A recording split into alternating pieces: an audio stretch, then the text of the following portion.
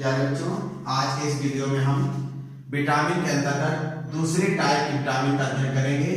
Vitamin को बताया गया था दो टाइप की होती हैं, जल में अघुलनशील या वसा में घुलनशील विटामिन, और दूसरी जल में घुलनशील विटामिन या वसा में अघुलनशील विटामिन। तो आज हम दूसरी विटामिन पढ़ने वाले हैं, जल में घुलनशील या वसा में अघुलनशील विटामिन। ये बहुत प्रकार की होती हैं जिनको यहाँ एक क्रम से दिया गया है। तो पहली विटामिन है हमारी विटामिन B1 या थायमिन। ये हमको कहाँ से प्राप्त होंगी? ईस्ट, दूध, मांस, यकृत, अनाज के छिलके या हरी सब्जियों से प्राप्त होंगे। कार्य क्या है? कार्बोहाइड्रेट एवं वसा के उपापचय में सह एंजाइम के रूप में। कार्बोहाइड्रेट और वसा के बनने या टूटने की क्रिया में ये सह एंजाइम की तरह, एक सहायक एंजाइम की तरह कार्य करते हैं। अर्थात जो है कार्बोहाइड्रेट और वसा को टूटने या बनने के लिए ये सह एंजाइम की तरह कार्य करते हैं। और इसकी कमी से कौन सा रोग हो जाता है? बेरी बेरी रोग हो जाता है। बच्चों में बेरी बेरी रोग हो जाता है। बेरी बेरी रोग में क्या होता है कि जो तंत्रिका तंत्र होता है और पेशी तंत्र होता है वो ठीक प्रकार से कार्य नहीं करता है। पेशियां ठीक प्रकार से कार्य नहीं करती और ना ही तंत्रिका तंत्र। अगली विटामिन है हमारी B2, जिसका नाम है राइबोफ्लेविन। राइबोफ्लेविन हमको किससे प्राप्त होगी? हरी पत्तियां, ईस्ट, पनीर है, गेहूं, मांस, यकृत आदि से प्राप्त हो सकती हैं। और इसका कार्य क्या है विटामिन B2 का? अमीनो अम्लों के उपापचय में FAD के निर्माण में। ठीक है, अमीनो अम्ल क्या होते हैं? अमीनो अम्ल जो है, अमीनो अम्लों से प्रोटीन का निर्माण बनते हैं, अर्थात प्रोटीन की इकाई को अमीनो अम्ल कहते हैं।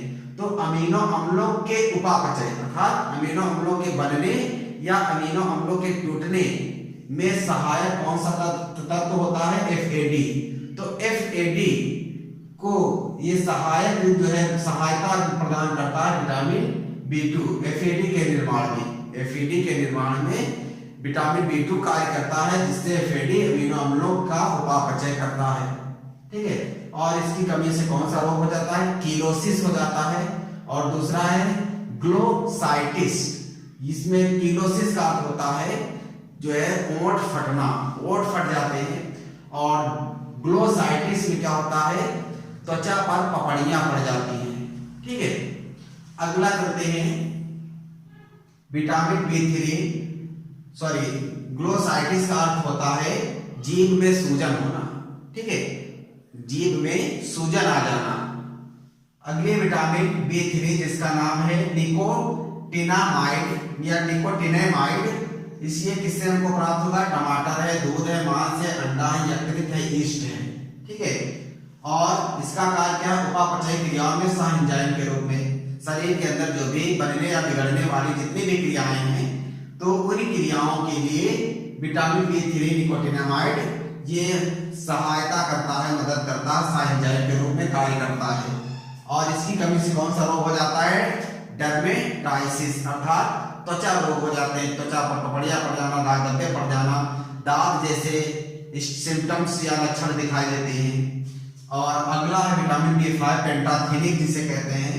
विटामिन B5 या पेंटाथेनिक ये किससे प्राप्त होता है? मांस, यकृत, ईस्ट, दाल तथा मछलियां, इनसे प्राप्त किया कर सकते हैं।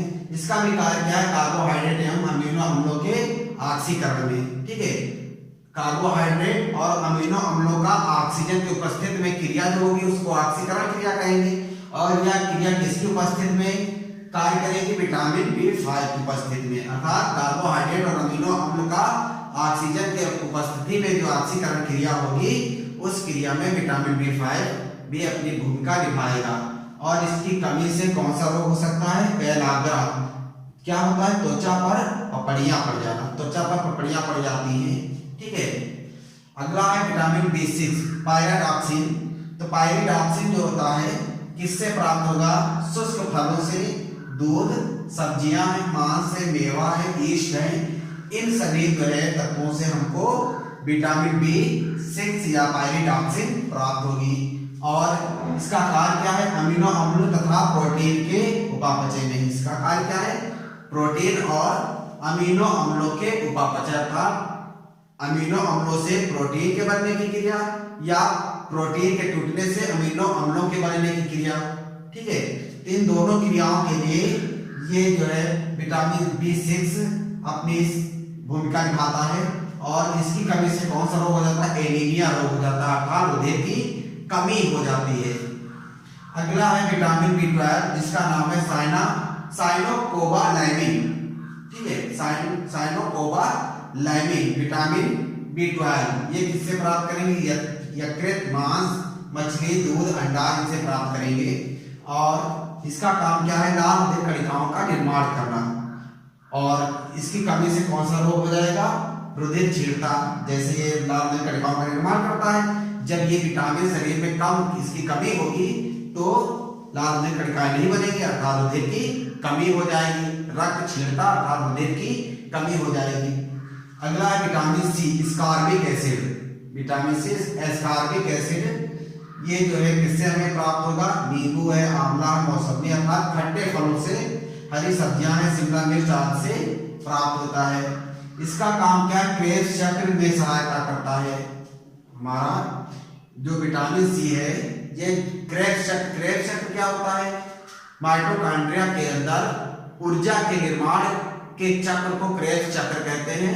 क्रेब्स चक्र में क्या होता है? एसिटिल कोएंजाइम से ऑक्सैलोएसिटिक एसिड बनता है और इस क्रिया में कई स्थानों पर एटीपी अणु अर्थात ऊर्जा के अणु बनते हैं। तो क्रेब्स चक्र के चलने में या क्रेब्स चक्र के पूर्ण होने में या क्रेब्स चक्र की क्रिया में ये विटामिन C अपनी भूमिका निभाता है। और इसकी कमी से कौन सा रोग हो जाता है? स्कर्वी रोग भी त्वचा संबंधी रोग होता है, शरीर पर चकत्ते पड़ना, स्कर्वी होता है त्वचा का फटना, ठीक है। अगला है, ठीक, ये थे हमारे विटामिन जो है जल में घुलनशील विटामिन या वसा में घुलनशील विटामिन। कुछ विटामिनों के यहाँ पर फार्मूले दिए गए, केमिकल जो है फार्मूले दिए गए हैं, रासायनिक सूत्र दिए गए हैं, उनको भी नोट करना चाहे तो नोट कर सकते हैं। जहां पर विटामिन ए का फार्मूला है C20H30O अर्थात कार्बन संख्या 20, हाइड्रोजन 30 और 1 ऑक्सीजन। विटामिन डी का फार्मूला क्या है? C27H44 और ऑक्सीजन। विटामिन ई का यहाँ पर छूट गया है, इसको बाद में लिख देते हैं। अगला दिया गया है विटामिन के C31H44 और O, C31H44 और O ऑक्सीजन। विटामिन B1 का फार्मूला है C12H17 और N4O ऑक्सीजन और सल्फर, एक अणु ऑक्सीजन का और एक अणु सल्फर का। विटामिन B2 का है कार्बन संख्या 17, हाइड्रोजन संख्या 20, नाइट्रोजन 4 और ऑक्सीजन 6। इसके बाद विटामिन B3 कार्बन संख्या 12, हाइड्रोजन संख्या 11, नाइट्रोजन के 3, ऑक्सीजन के भी 3। अगला विटामिन B5 कार्बन संख्या 9, हाइड्रोजन संख्या 17 और नाइट्रोजन 1 और ऑक्सीजन की संख्या 5। विटामिन B6 कार्बन की संख्या 8, हाइड्रोजन की संख्या 11 और 1 नाइट्रोजन और ऑक्सीजन की संख्या 3।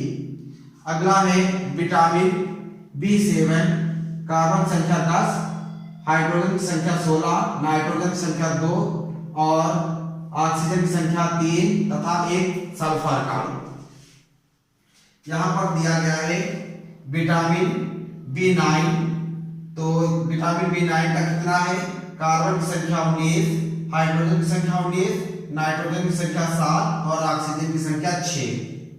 विटामिन B12 का यहाँ पर दिया गया है C की संख्या, कार्बन की संख्या 63, हाइड्रोजन की संख्या 88, कार्बन 1, ऑक्सीजन 1, नाइट्रोजन की संख्या 14, ऑक्सीजन की संख्या यहाँ पर CO है, ठीक है। कार्बन संख्या 63, हाइड्रोजन की संख्या 88, CO, नाइट्रोजन की संख्या 14, ऑक्सीजन की संख्या 14 और 1 फास्फोरस। अगला है विटामिन C कार्बन संख्या 6, हाइड्रोजन संख्या 8 और ऑक्सीजन की संख्या 6। यहाँ पर विटामिन E लिखा हुआ था, विटामिन E यहाँ ना देकर यहाँ पर दिया गया है विटामिन E यहाँ जिसमें कार्बन की संख्या 32, हाइड्रोजन की संख्या 50 और ऑक्सीजन की संख्या 2 दी गई है। तो ये है हमारे जल में घुलनशील या वसा में घुलनशील विटामिन तथा सारे विटामिनों के उनके केमिकल फार्मूले। ठीक है, तो आज के लिए बस इतना। ठीक।